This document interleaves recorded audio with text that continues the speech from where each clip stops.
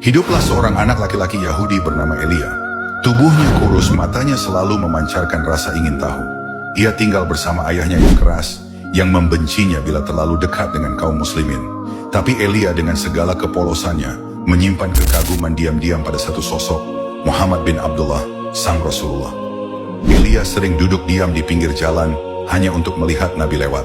Kadang ia dengan sukarela membantu menyapu halaman masjid, atau membawa sandal-sandal jamaah.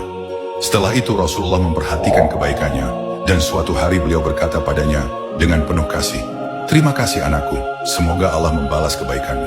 Sejak hari itu, Elia selalu merasa hangat setiap kali mengingat suara lembut itu. Namun tubuh kecil Elia mulai melemah, ia jatuh sakit.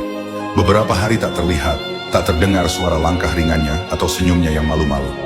Rasulullah pun menyadari ketidakhadirannya dan bertanya pada para sahabat tentang Elia. Setelah tahu bahwa anak itu terbaring sakit di rumahnya, beliau segera pergi menjenguknya. Sampailah Rasulullah di rumah Elia.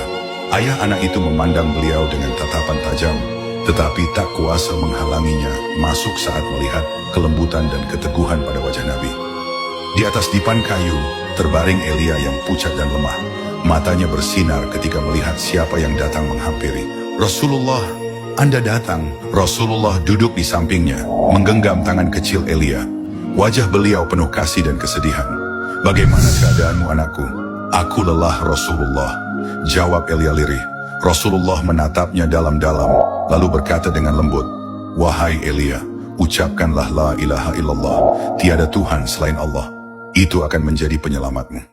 Elia menoleh pada ayahnya. Ada keheningan sejenak. Tatapan sang ayah mencerminkan kebingungan, kebencian, dan mungkin ketakutan. Tapi sang ayah tak berkata sepatah kata pun.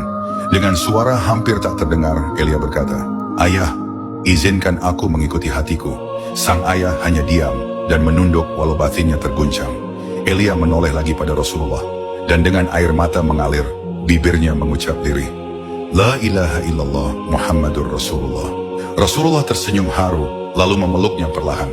Sesaat kemudian Elia menghembuskan nafas terakhirnya, dalam damai, dengan kepala bersandar pada dada Rasulullah. Rasulullah memejamkan matanya, air mata menetes membasahi janggut beliau. Para sahabat menyaksikan momen itu dengan hati yang teriris haru. Beliau bersabda dengan suara bergetar, "Segala puji bagi Allah yang telah menyelamatkan anak ini dari api neraka." Dari kisah ini, kita belajar bahwa cinta dan kasih sayang melampaui batas agama, suku, atau usia. Rasulullah dengan kelembutan hatinya selalu melihat manusia sebagai jiwa yang berharga.